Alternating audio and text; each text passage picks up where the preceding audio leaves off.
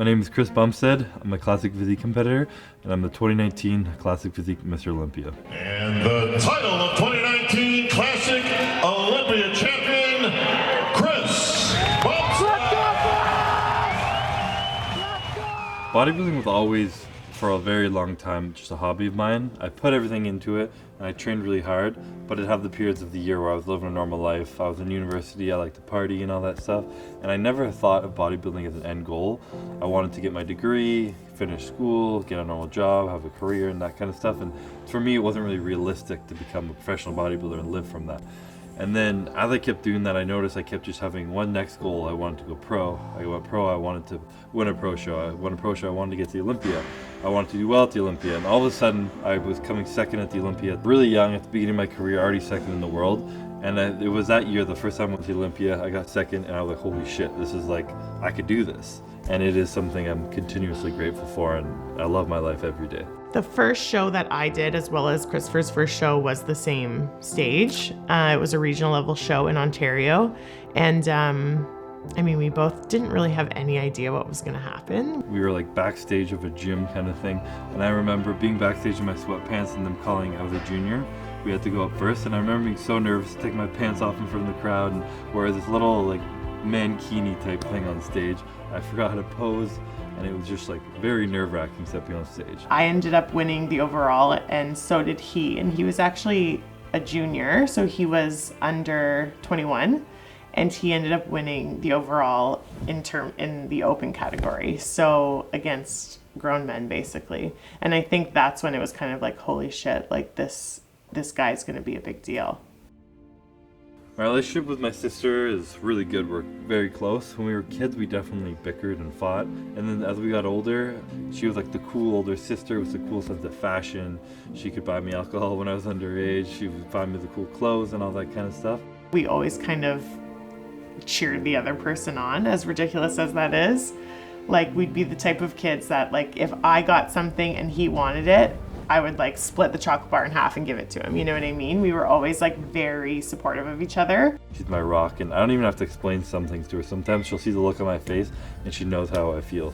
So it's really grateful for the kind of relationship we have. When I met Chris, he was obviously a young kid. He was still in high school, and I could tell at that point that he did have aspirations to bodybuild. And I think that Chris would have bodybuilded whether I had ever been in the picture or not, but I think it was something that really helped kind of guide him in that path and get him into there. So me and Ian, he came into my life when I was like 17 years old, I guess. And he's a pretty stern, strong, opinionated guy, and I'm a little more easygoing, not so much like that. So it was good. It was a good contrast for me to have this kind of older brother role model in my life. I know Ian though understands. He's been my coach as a bodybuilder, and he's helped me a lot with that. But I don't think he quite understands how much he's helped me become the man I am today. Meeting him when I was only 16 to the age of 25, that's a lot of growth from a boy into a man, realistically. He started training with me, he helped me with my nutrition and his work ethic. I've never met anyone better than than him, and it's very admirable and definitely a role model for me in the bodybuilding world.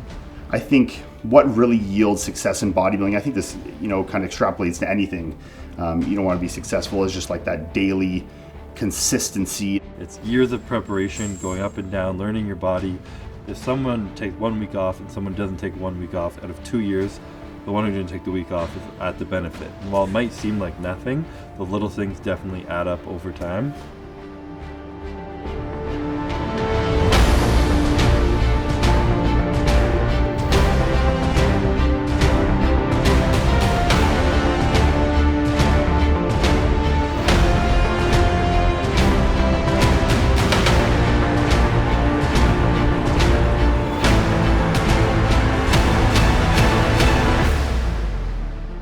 Once the Classic Physique division came into fruition, I could really see Chris's physique fitting into that division, the potential there for him to really grow and excel. Classic Physique in the new division has been around 4 years now, and it's more of going back to the old school physiques. So there's weight limits, we have a height to weight ratio. Still have a good amount of size to put on, but not overdo it where we start to lose their shape and everything. And it very much wants to accentuate on a well-proportioned body, not too big, not too much muscle. You want to keep a really tight waist while having a nice X frame. You want to flow and have good transitions. And you want to pose in a way that makes your body look as aesthetic as possible as opposed to as big as possible.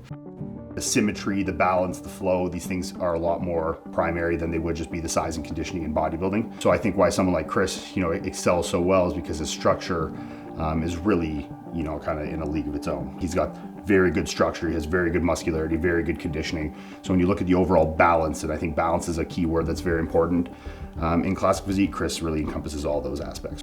My contest prep's usually about 14 weeks long. And the beginning is just kind of getting your body primed, eating the same foods every day, have this exact same 6 meals every day, and it still feels like a lot of food. You're doing a little bit of cardio, and training has to be as intense as possible. You got to keep your strengths as high, and then you slowly kind of just start chipping away at food. And then normally you get to like the 8-week out mark, 6 or so weeks in the prep. That's when you start to feel a little hunger, a little bit of fatigue, but you're not even close to actually pushing hard yet, so that's what you gotta get past that, and you can't let off the gas at that point. Kind of at the 4 or 3 week point out where I'm at right now is when you're really starting to suffer. I'm eating much less than half of what I normally eat year round, while doing 4 times the amount of cardio and still trying to keep training intensity high. And it's kind of when the mental side of it really comes in. And I really take a single day approach to my prep, where I just think, today, if I wake up and I finish my cardio, next I eat my meals, next I go to the gym and I give everything I have, I'm gonna wake up looking better the next day. And this year there was a lot of things. I started to meditate in the morning. I had moments of gratitude where I would I just appreciate what I'm doing rather than resenting that I'm hungry or I'm tired. It's like, no, you're choosing to do this, be grateful to be here. My family's been to every show I've been to. When I come backstage, especially last year after winning the Olympia, I remember my brother-in-law snuck backstage. He got back there with me and he came and gave me a hug. And we're normally not very emotional. We're pretty men, don't cry too much. But he started crying, hugging me back there around everyone. Being on the back end of it, I feel a lot of responsibility, obviously, for his success. Such a relief off my shoulders to see him finally accomplish that, especially knowing how much adversity Chris has faced, going into some of his, especially the last couple of years, some of his preps. When Bran was announced second, which left Christopher to be first, we all just exploded with emotion. I think I blacked out. Christopher was literally in the hospital months before doing the Olympia. So it was just overwhelming joy because we knew what he had gone through to get there. Definitely an interesting thing that we're judged in general. That's why some people can't call it a sport, because you're being judged. It's not a clear-cut winner. Technically, it's a subjective opinion. Someone wins and the other person who came second looks very different. Still good, but just different. Body type, different shape, different structure. How do you pick who's better? So it creates kind of a little bit of excitement, a little unknown, a little mystery in it. And it's something I enjoy about the sport. And if you come in and you look good and you're proud of how you looked and you made improvements from the year before, you can't even listen to what the judges will say. You have to be proud of the work that you've put in. And obviously there's the other side of it where you do have to play fair to the judges if you want to win. They tell you need to bring this up or that sucked or whatever. That's something where you need to be very self-aware. And people who aren't self-aware and can't take criticism are often people who don't do well in bodybuilding. If I'm walking down the street and someone tells me, oh, you have an awful butt, that's obviously going to be that hurts my feelings. Why'd you say that? But when it's a judge in your bodybuilding, it just feels like constructive criticism and it feels like something to work on. You have to realize that the judges are there judging this as a competition. There's no personal attacks here and them saying that, this part needs to improve or this is, you really have to take these things, just as feedback and not as personal attacks. When you have that kind of mindset, it really takes being judged a lot easier, because if someone tells you my arms suck, I'm not going to get upset about it. I'm going to be like, you're right, I need to train harder and make them not suck. Winning the Olympia title last year, it was definitely a huge mix of emotion type things. And I've heard I'm not alone with this, when it's you're chasing to the top of the sport and all of a sudden you get to the top of the mountain and you're there and you almost don't know how to feel. To be completely honest, something I'm not proud of is the immediate feeling I felt on stage with relief that it was over, and I was happy it was over.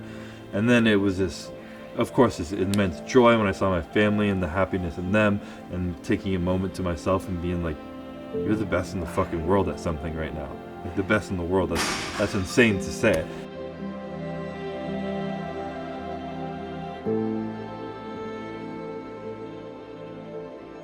A powerful word for me this year has been the word excitement. And that's because last year I didn't feel excited through my prep because of all the fear I felt. And this year I've been allowing myself to have those moments of fear and not suppress them, but rather feel them. And that analyzation has allowed me to kind of move past the fear and really feel that excitement for the first time in a couple of years. I know I have it in me to win it again this year, and I'm going to enjoy it a hell of a lot more. I hope he gets to compete for as long as he wants to compete. I don't want him to have to retire or hang it up before he mentally feels like he's finished because he physically has to. I just hope he feels fulfilled at the end of everything because he deserves to.